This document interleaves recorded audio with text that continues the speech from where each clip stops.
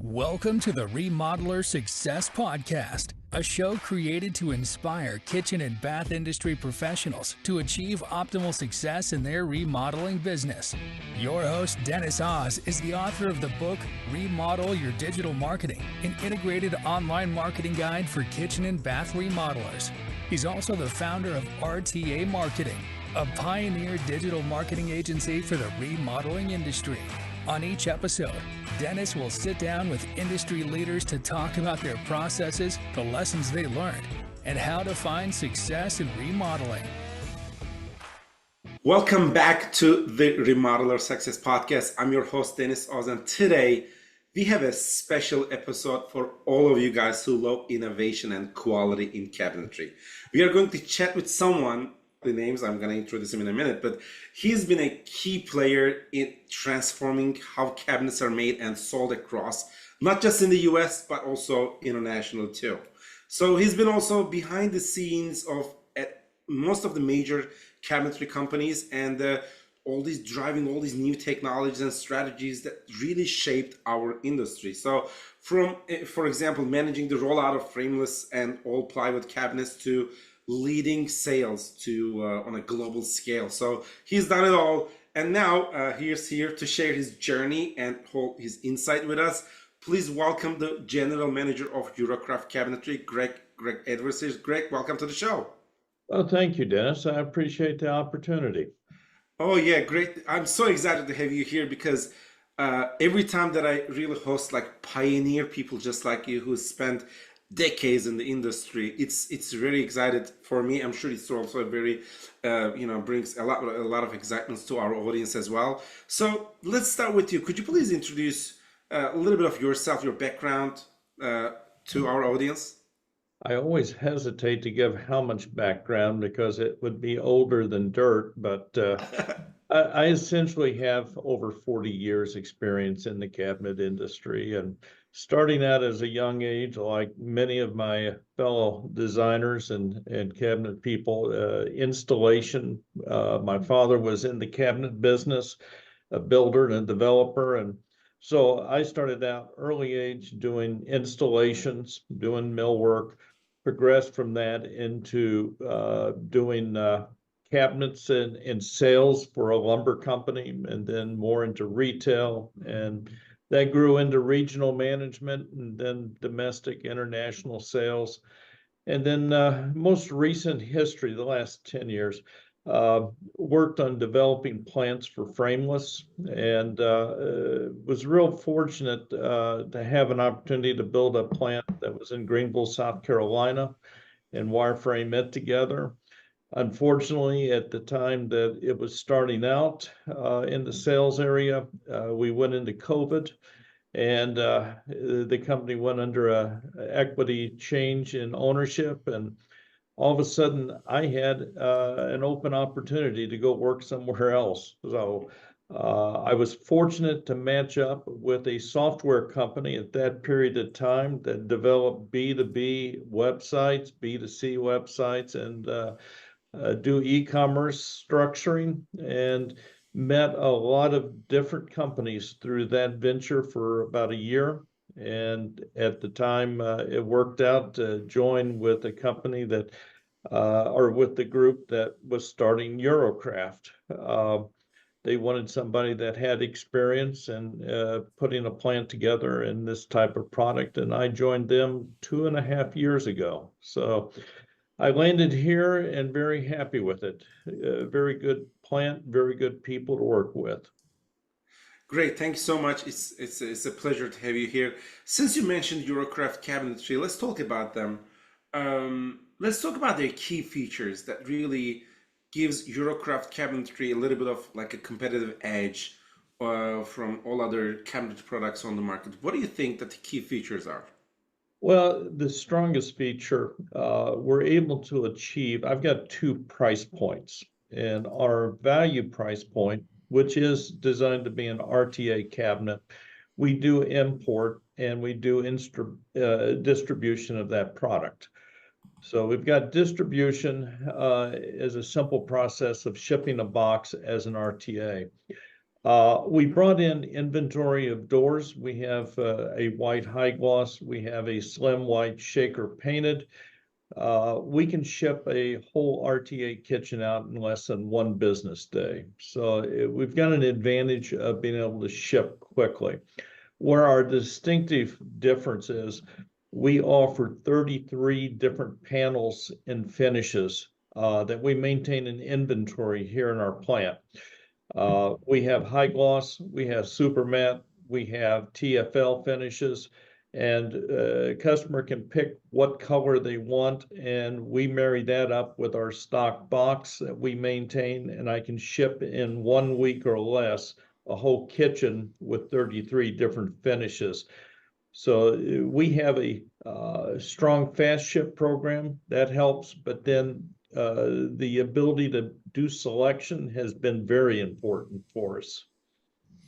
That's really interesting because, yeah, the fast lead times are really driving the sales, especially in the cabinetry world today, because we see so many interruptions after COVID that the logistical lines are cut, and also there are so many supply chain issues here and there. But when you just have this opportunity and this convenience for all other like dealers and also like the end users, including all other people that you have in your ideal as a customer avatar, if you offer this convenience to these people, I am sure that these people are really happy with your service here, since it's a fast service, is a really good, like a big convenience when you are talking to the end user homeowners, and either could be like a residential or commercial project. So that's really important. So let's talk about a little more about like the like your innovations. Let's talk about this one. What you think about the innovations in this industry, or let's say your the innovation that really you feel really excited about. What are those things over the years that you can give some examples? I'm sure that you have decades of experience here. It couldn't be something recent, or could be. What are those like new things that really excited, new innovations that really excites you? Well, from a manufacturing standpoint, and this dovetails with the fast ship programming, is the ability to go online for a dealer builder to order online the cabinets, to have that go directly into our computer system, our ERP system, and that spin out directly into our equipment to do machine cutting. That is the most fascinating feature through the years. We no longer have to take emails, faxes, if anybody knows what a fax is anymore. We no longer have to take orders in and then have to rekey them and then turn them around and take out sheets and a paper and have our machines cut after somebody programs. All of ours works that whenever you place an order online, it fluidly goes into our system and then goes right out to our machining for scheduling. And we just set a time and date and it starts cutting. And that acceleration of being able to get it out the door is absolutely wonderful. The other aspect is the order that the dealer keys in is the order. There's nobody here that sits and transposes numbers and a 24 becomes a 42. So we take out human error in the process. So the most exciting aspect is how fast we can move material through our plant. That's interesting to hear, because yeah, that's very important part of it. I'm sure when you talk about this, that also brings us to a question about the trends. I'm sure you've seen so many different trends in like so many years in the industry. But let's talk about the current trends in the cabinet industry. What do you think? Which one is the most interesting one for you? Well, frameless has always been intriguing, and you have both sides. It's difference between Ford and Chevrolet. You're going to have biases in both directions. I've been fortunate to work with both, but the frameless, we have 1/16 reveal, very close tolerances on our cabinets. So the sleek, the contemporary, the modern, is exciting. I mean, we've kind of gone full circle from a 30-year period. We were doing Cymatic, Pogenpal, Almelimo, high-end looks, very sophisticated looks in the 80s, but now that had phased out. We went into more wood grains and so forth through the years, but now that is all coming back and the looks are here, but at substantially less cost because of the new equipment that's out there for fast production and for the software that can make that fast production. But the looks today that we're running into will differentiate by a geographical area. Your areas like Miami, Atlanta, New York, Manhattan, still like that sophisticated, sleek look, minimalistic lines, strong verticals, strong horizontals. Whereas if you move into the center of the country, we see a lot of wood grains and a mixture, maybe a high gloss white up on top and a strong dark wood grain on the bottom. So it gets to be more of a mix, which makes it enjoyable because now you're not just dominated like you were with white shaker for 15 years. Now we're Yeah. a lot of variety. Yes. Yeah. Right. You're right. Exactly. So, you're right. That's a really, I would say it's an enjoyable part of it. It's even funny to like really address this differentiation between different states, and even you talk about geography. It's important to understand people trends. It's really interesting. And also you also mentioned that there are a lot big conveniences, especially with the technological advancements. It's giving you, these tools are giving you big convenience when you are running your operations, but still we still have some challenges in the industry. So Well, you just still want to have talk about supply that. chain. Yeah. You still have supply chain issues. And Yeah. to be honest, that's one reason we implemented the equipment that we have in our plant. And to spin off of that a little bit, the ownership of this company did not want to have to tell a customer on an RTA cabinet, you're going to have to wait, it's on the water, which is an old RTA slogan because somebody didn't have enough inventory. We have very strong inventory, but if I do not have a cabinet, for whatever reason, I can make it. I have full equipment here and backup materials. I can make any cabinet that we would like to. And that's the reason we brought out a second line of cabinets. Once we realized we had that operational capability, we started making a semi-custom cabinet. And that's called our Signature Series. And we build that entirely here in our plant. Very interesting to hear. Thank you so much for sharing this one. It's just like a really golden nugget for anyone who's listening and also watching today. Yeah, we are talking about the challenges, like also like the advancements and technological side of things. Just would like to take the conversation to the sustainability and innovation. So, do you have let's say, what role do innovation and technology play in Eurocraft's strategy for staying competitive in the market? Well, and I don't want this to really sound offensive, but it allows us to maintain cost control. And it's by having reduced number of people involved with the company, by going more technological, by introducing the software we have less people involved with customer service. We have less people in order entry because the system allows it to go directly into our computer. So to keep our costs down, unfortunately, we have to have less people. And we effectively do that with our technology we have today. And it's not meant to be offensive whatsoever, but to find extremely good labor is difficult, and it's becoming more costly. And so the streamlining of the process has become very important to maintaining cost control. Right. Having less people I don't think that is offensive because let's say it's also showing your own clients the professionalism that you put in there. Because, well, getting the human element out of our workflows will decrease the number of errors that we are making. That's for That sure. is absolutely right. A- Absolutely. Yeah, and as much as we have less people, well, we can pick people's brains, not like the actual, like the force that they will apply to finish a job.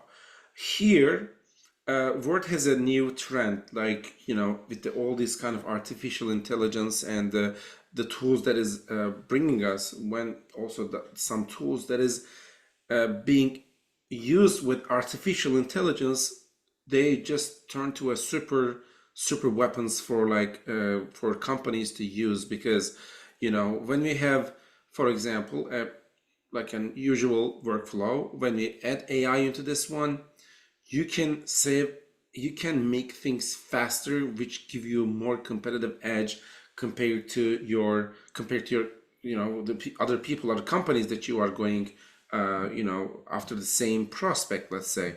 So when you're with your competitors, in other words. So it's great to hear that you are applying these kind of automational like tactics and strategies to your company. And folks, you're hearing us, you're just tuning us today, and you see how innovation is shaping the industry. Because one thing that you cannot avoid is that this change.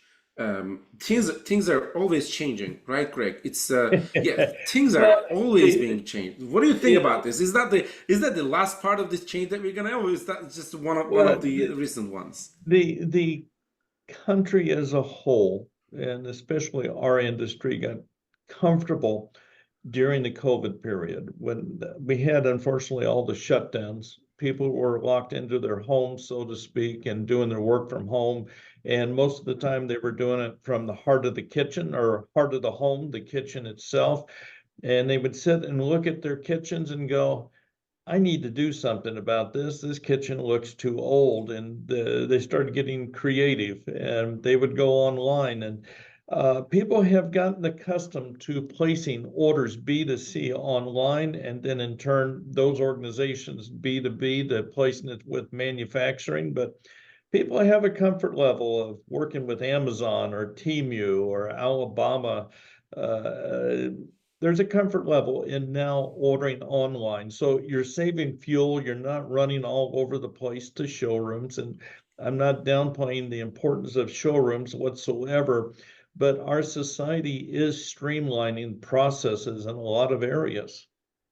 Right, exactly, and it's just this change is just a part of it, and it's never gonna stop. And well, I'm so excited to see the next change in the industry since we see a big change with AI, and I see more and more companies are utilizing AI for their design processes, not only on workflows, just by design processes. AI is right now creating beautiful kitchen and bathroom designs. Not there yet as like a professional rendering programs, not there yet, but all these things happen less than a year. So let's give it a 10 year, and now we cannot really imagine what's going to happen.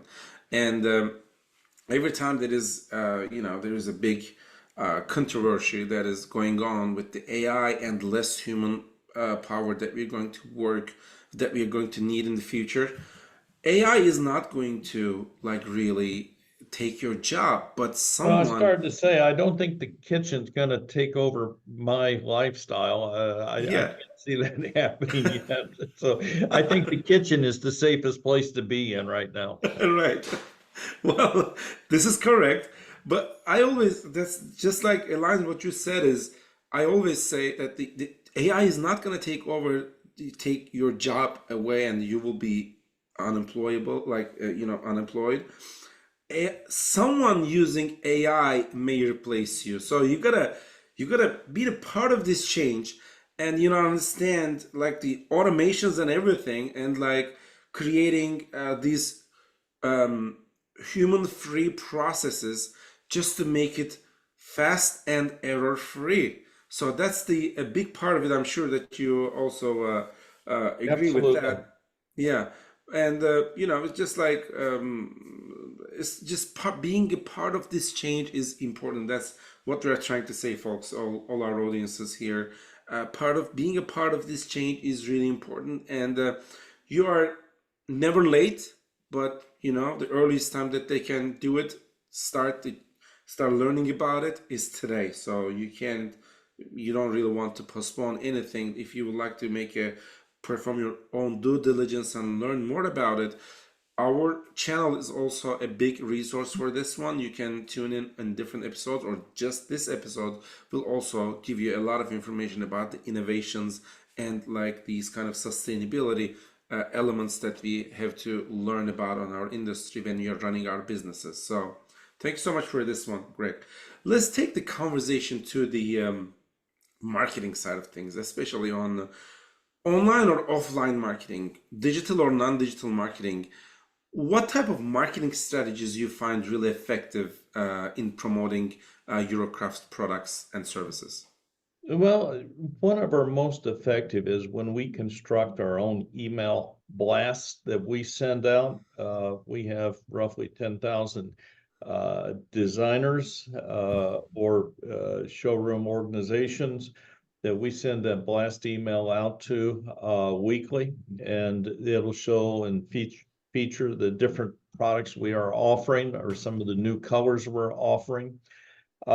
We effectively, because we're B2B, work with LinkedIn frequently, and it's a good way to meet people. And then you've got your traditional social platforms, whether it's Instagram or Facebook.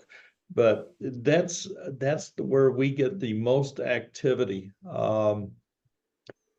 Mailouts in a B2B do not work very effectively, we've found, and people do appreciate getting an email that they can either turn off or review. Fortunately, we're running about 55% opening rate. So this is great. Out of 10,000, we have 5,500 a week that are opened up and are reviewed. So we're very fortunate. It's really powerful and effective when you utilize email marketing, and you're doing this great. Here, that our audiences may not have that much of a big list, but folks, you don't bring this list together overnight. This is something that you can start building. Again, something that you cannot really postpone. You have to start building your own list, especially if you're B2B. If you're B2C, it's different. It's different. You may not utilize LinkedIn as the way that Greg and Eurocraft Cabinetry just utilize, but of course, there will be more opportunities in LinkedIn if you're looking at B2C, business to customer or client. But look, we are right now, in this case, we are talking about business to business. LinkedIn is a great place for this. Greg, I always have questions from our followers. Should we do like, TikTok? It depends on your strategy. B2B, do you think that TikTok is going to work? What do you think about this? Like these kind of platforms? What do you think? I want to ask you instead of answering the question. I kind of, my bias is, this isn't from talking to anybody else. This is just my bias. I think TikTok belongs to the B2C base. I don't find too many in the B2B realm that really get on TikTok. I hate to say most of them don't have the time to get on TikTok. But I think it may be effective for B2C for sure, as well as Facebook and Instagram for B2C. But on the B2B level, I still think the ones we just discussed are the better way to go. Right. Imagine, folks, a big email list that you have in your hand. And then imagine that you have like a great opening rate from these people. There will be always people who just unsubscribe from your list. That's okay. But the good thing is that if you're just sending quality information to the people that they can really use, they will love what you will share, and these open rates is going to increase. Absolutely. And this is 2024, and when you have this kind of like really good metrics, trust me, email email servers also will notice this difference, and you will not going to be delivered to junk folders or like alternative folders. You will directly go to the inboxes when you offer this kind of valuable information to your followers. So it's important to have offer quality information to the correct people.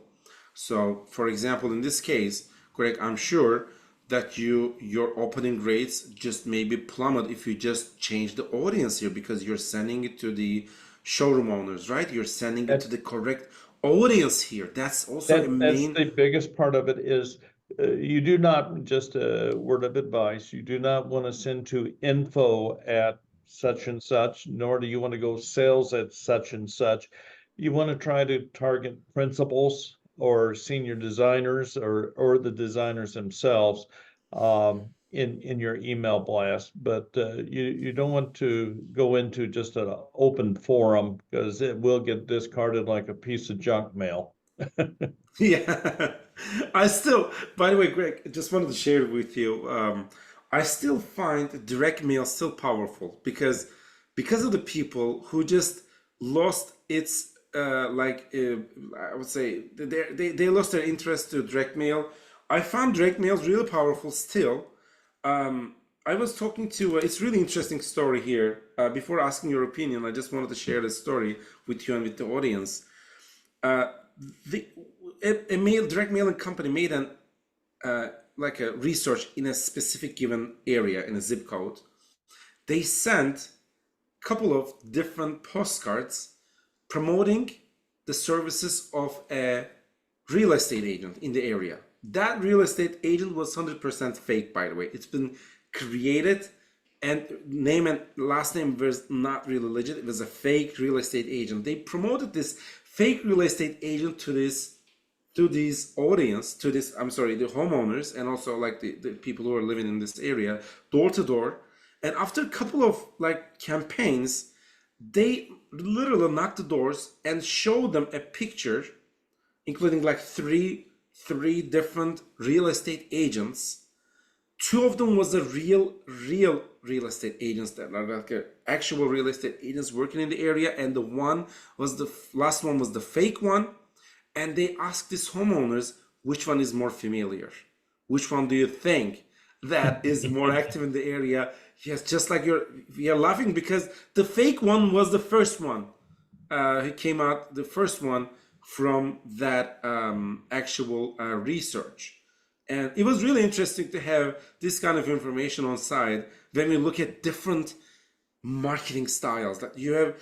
When you say sending postcards, it doesn't never sound like a digital marketing tool, but sometimes you add like QR codes just like this, then you just turn it to a digital. What do you think about this? What do you think about utilizing offline or hybrid marketing channels to Eurocraft Cabinetry and marketing? Well, since we're again B2B and not doing retail, we don't promote in any other channel except directly to our business partners. But it's still the postcard with the pretty picture or of a kitchen or a bath is still effective as a mail out for B2C. So I don't want to dissuade anybody from not using mail outs. Right. People do want to get that blast of a beautiful kitchen or beautiful bath and stimulate the brain cells that, hey, I may want to get this. But as far as a B2B, to be honest, I think a lot of owners, especially smaller shop owners, smaller builders, they don't get the luxury to read their mail during the day. They look at things in the evening, and it's easier to go to your emails and open up an email that looks attractive than it is to go and look in your mail stack sometimes. And that's my bias. I'm sorry. Yes, that's a profound insight. Thanks so much for sharing the expertise here, Greg. That was great. Well, we'll be wrapping up, folks, but I have a couple of more questions to ask. Let's ask. Greg. We have a lot of like people are even thinking about a career in our industry, starting a career in our industry. That could be even new designer that you really would like to learn how to design a kitchen and kind of be on the project side of things, or some entrepreneurs that would like to start their own businesses and help homeowners or like residential or commercial companies to serve that actual audiences. What advice would you give to someone who's looking to start a career in our industry? If you're creating, there's a number of programs, whether in community colleges or even the larger colleges today. There's a number of programs that can give you an education in construction and in kitchens.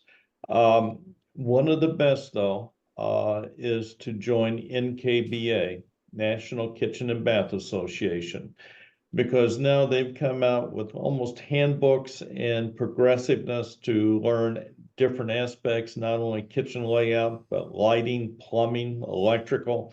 So it's a pretty comprehensive, and you can take and do different levels of certification based on that, and also in the bath area. Strongly suggest joining local chapters of NKBA, even if you're just starting out. I don't know what it is for membership, but it's negligible for an annual membership. That's one of the best ways.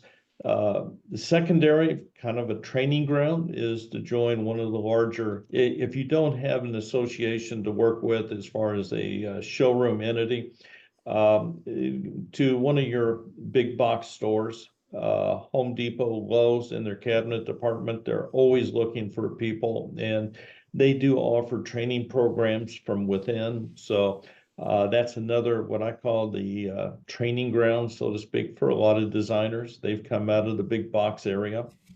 So those are my recommendations. Thank you so much. And it's coming from a pioneer personality, folks. It's not from a guy who just started yesterday. So you cannot get this quality, you cannot find this quality information anywhere else. And Greg, thank you so much for sharing all this information with us today. Just for the one last question, if someone has a follow-up question, or like they would like to know more about Eurocraft Cabinetry, what is the best way to get in touch going forward after the show? If someone just listens and tunes in, is that the website, or there will be another 10,000 followers here? I don't want you to share your personal cell phone number here, but what do you think? I won't give my cell phone number, but it's got quite a few entries in it. But no, our company website, and I appreciate the opportunity to share it, will be Eurocraft Cabinetry FL.com. Emphasis on the FL. Eurocraft cabinetryfl.com.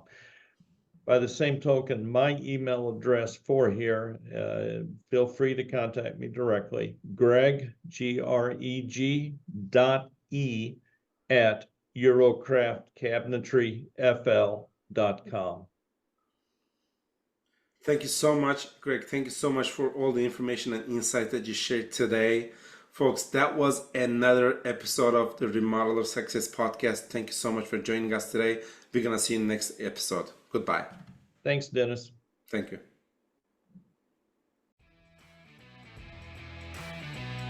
If you would like to generate more leads, please visit rtamarketing.com to get a copy of the book, Remodel Your Digital Marketing, an integrated online marketing guide for kitchen and bath remodelers. This has been another episode of the Remodeler Success Podcast. Thanks for listening.